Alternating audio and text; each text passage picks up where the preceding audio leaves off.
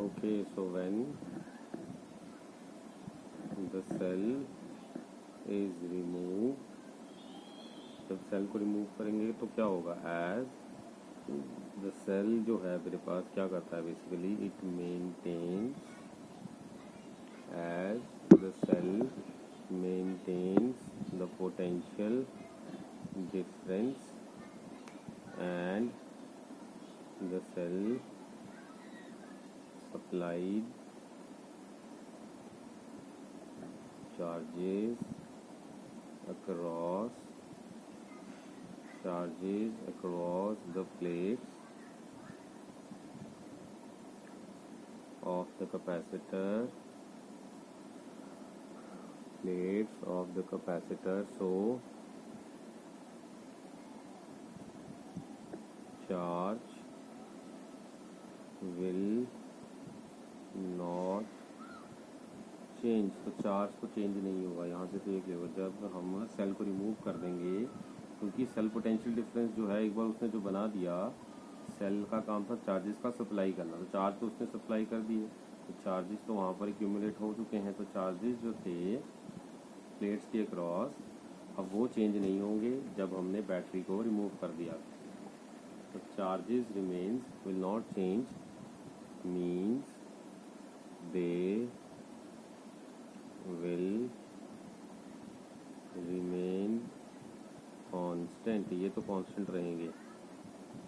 So that means Q is equals to a constant value, but जो potential difference होगा, but the potential difference will change, potential difference change होगा due to the removal of battery,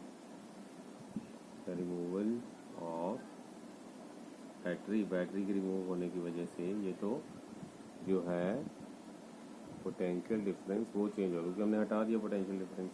तो potential difference हटाने से उसकी value जो हो, पहले initially it was existing, but after the removal it is not existing, because it is not existing right now, so we can say potential difference will change.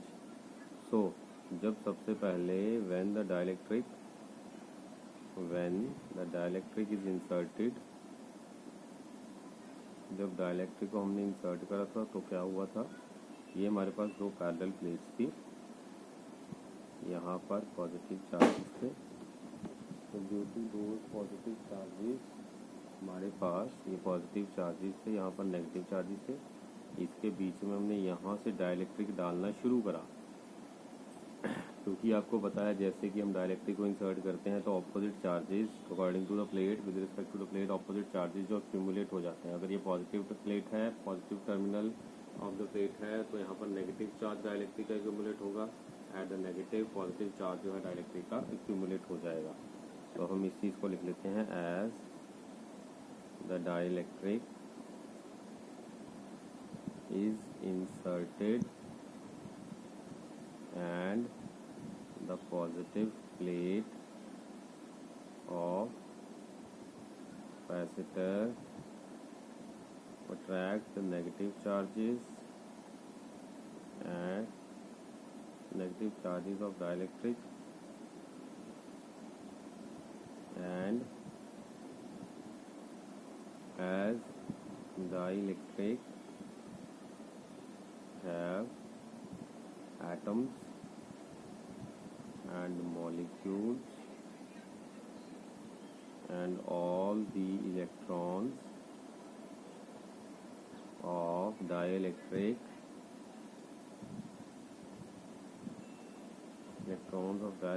are attracted towards the positive plate, attracted towards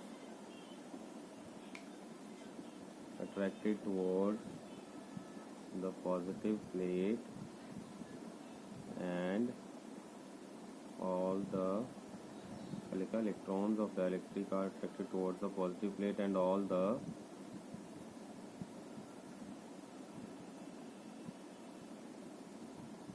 electrons जो होंगे dielectric के positive, and all the positive charges attracted,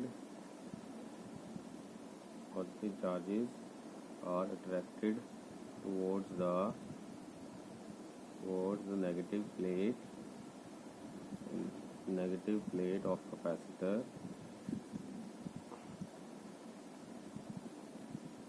as there exists a force between negative and positive charge, so the same force will be generated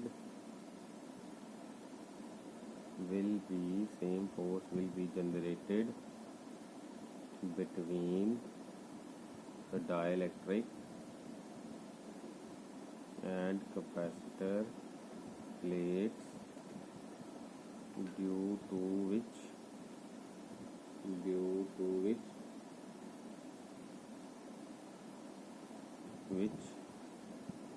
dielectric got force and it goes down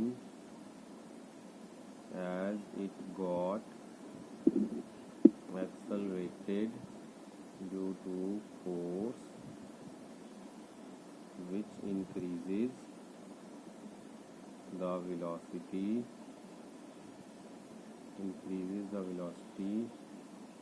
so to maintain slow motion of dielectric inside the capacitor plates, we have to apply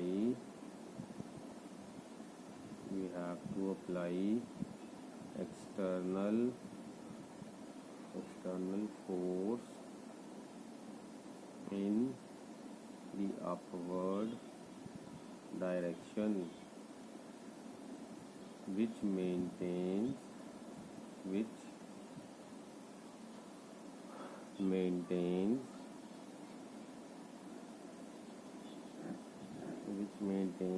slow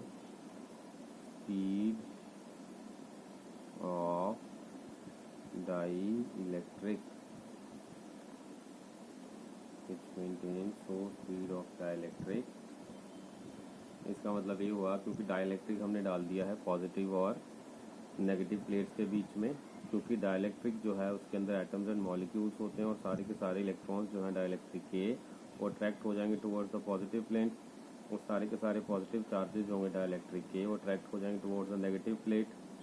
तो क्योंकि उनके बीच में एक force exist करेगी between the negative and the positive charges, वो जो force होगी generate हो जाएगी सिमिलरली, क्योंकि उनके बीच में हो रही है तो वो डाइलेक्ट्रिक और कैपेसिटर की प्लेट्स के बीच में भी जनरेट होगी फोर्स, जिसकी वजह से डाइलेक्ट्रिक जो है उसको एक फोर्स लगेगी। यहाँ पर एक फोर्स क्रिएट हो जाएगी।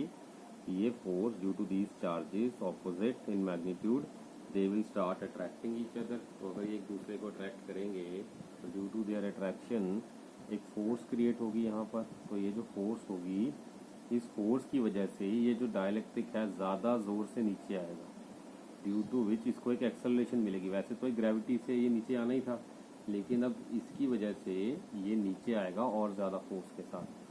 तो और ज़्यादा फोर्स के साथ नीचे आने की वजह से क्या होगा, ज़्यादा वेलोसिटी के साथ ये आएगा। तो ये मेंटेन करना पड़ेगा स्लो मोशन, यहाँ पर एक स्लो मोशन मेंटेन करना पड़ेगा inside the plates.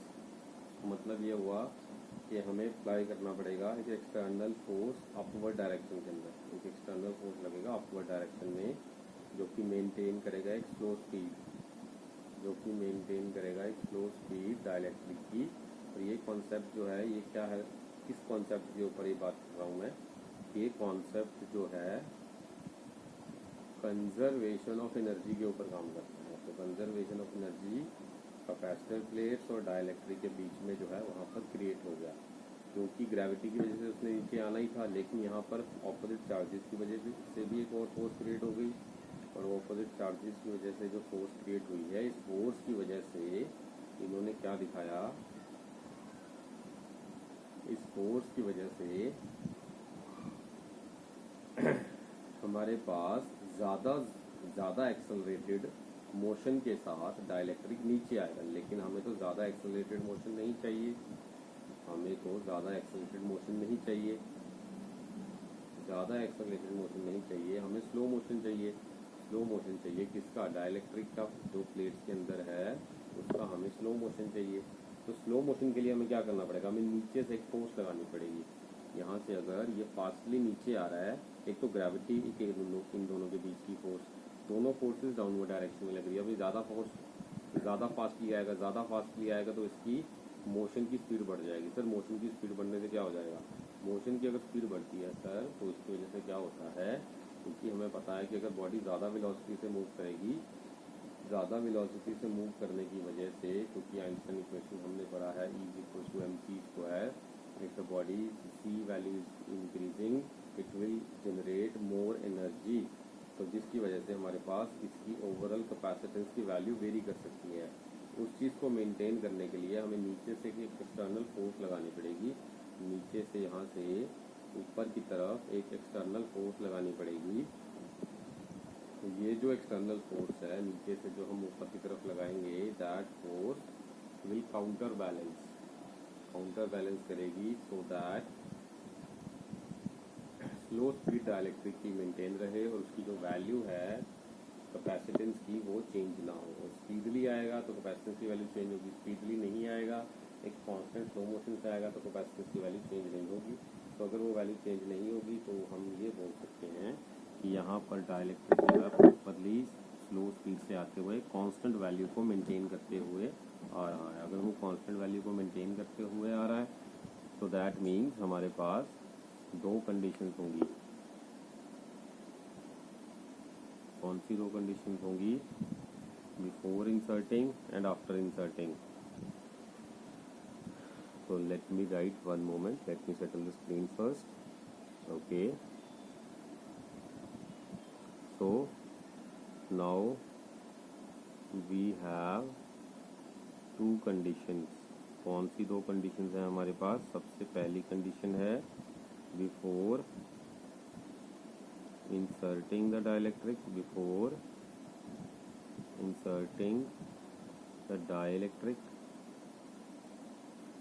and number 2 after inserting the dielectric. Before inserting the dielectric and after inserting the dielectric. अब हम इसमें देखेंगे कि बिफोर और आफ्टर में क्या है। सबसे पहले हम देखेंगे बिफोर वाला case. Before inserting the dielectric क्या होगा? बिफोर इंसर्टिंग हमारे पास हो जाएगा Q initial is equals to Q naught, V initial is equals to V naught, E initial is equals to epsilon naught, C initial is equals to C naught। ये initial conditions हमने मान ली है। अब यहाँ से अगर मुझे एनर्जी निकालनी है, कितनी एनर्जी जो हो जाएगी हमारे पास कैपेसिटेंस के अंदर, वो कितनी है एनर्जी, कैपेसिटर की एनर्जी वो हम मान के चलेंगे that is going to be equals to, क्योंकि स्टार्टिंग के अंदर कैपेसिटर जो है उसका चार्ज हमने कंसिडर करा था Q नॉट हमने कंसिडर करा है, और कैपेसिटर की वैल्यू हमने इनिशियली क्या मानी है? C naught. और हमारे पास एनर्जी का जो फॉर्मूला है that is U initial is equals to Q naught square upon 2C naught, Q naught square upon 2C naught. ये है मेरे पास initial energy of the capacitor. अब आफ्टर की बात करेंगे। After the insertion of dielectric के डालने के बाद क्या हो जाएगा हमारे पास? डाइलेक्ट्रिक डालने के बाद after inserting the dielectric Q final जो होगा मेरे पास that will be equals to Q naught as जो मेरे पास चार्ज है दैट विल नॉट चेंज, क्योंकि चार्ज जो है मेरे पास चेंज नहीं हो रहा। तो दैट मीन्स मेरे पास सी फाइनल जो वैल्यू हो जाएगी that is equal to K times C not, क्योंकि हमें पता है as we insert the dielectric with constant के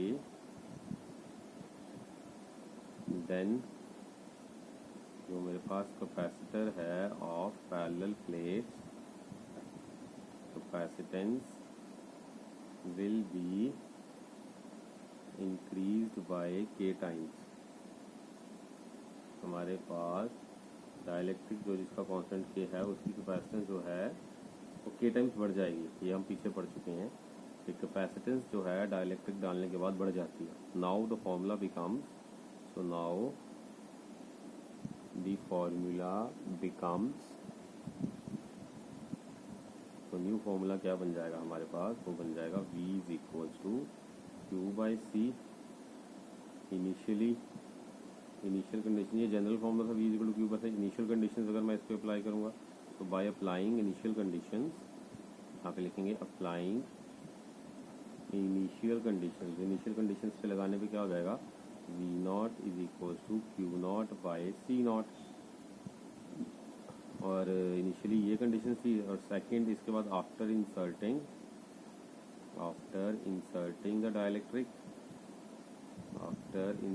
द डाइलेक्ट्रिक हमारे पास v की वैल्यू हो जाएगी क्यू बाई सी। तो डाइलेक्ट्रिक डालने के बाद मैंने क्या बताया, कैपेसिटेंस जो है वो k टाइम्स बढ़ जाती है।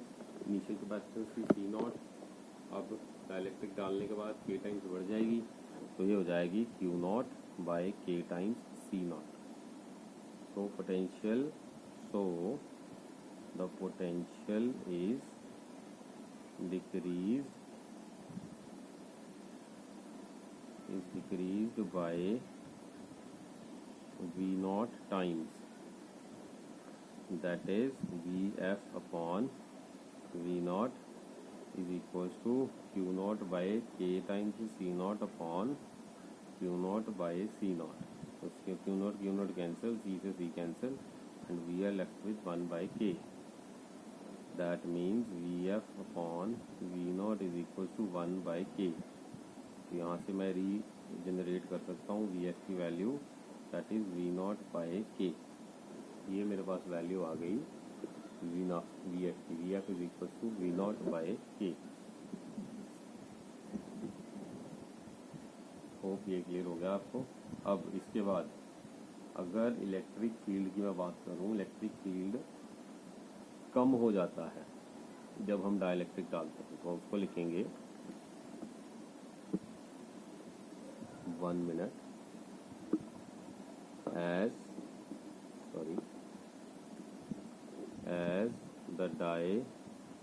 as the electric field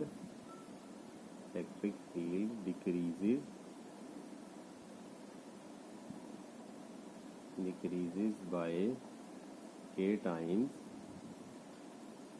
when we insert the dielectric, then अब हमें फॉर्मूला याद है, जैसे कि फॉर्मूला था हमारे पास v is equals to E times d, where d is the distance between plates, the plates, so E is going to be equals to v by d। now जैसे कि हमें पता है that the distance between the two plates is fixed, but v has decreased by k times, so E also decreases by k times। E भी हमारे पास k times कम हो जाएगा, that means E final will be equals to epsilon naught by k। हमारे पास final हो जाएगी ये E not की value. अगर E नॉट की वैल्यू ये हो जाएगी, हमने क्या बताया कि इलेक्ट्रिक फील्ड जो है k टाइम्स कम हो जाता है डाइलेक्ट्रिक डालने से। फॉर्मूला E और V का रिलेशन बता सकते हो, V is equal to Vd, तो D था डिस्टेंस बिटवीन प्लेट्स, E था इलेक्ट्रिक फील्ड, V था पोटेंशियल। E की वैल्यू V बाई डी। अब अगर डिस्टेंस दो प्लेट के बीच में फिक्स है तो V जो डिक्रीज हो जाएगा k टाइम्स डिक्रीज हो जाएगा, और E जो है वो भी डिक्रीज हो जाएगा के टाइम्स, तो E will be E naught by K. So अब अगर मैं पूछ रहा हूँ आपसे, so if to find, so if I want to find the initial energy कितनी होगी, that is q naught square by 2c naught.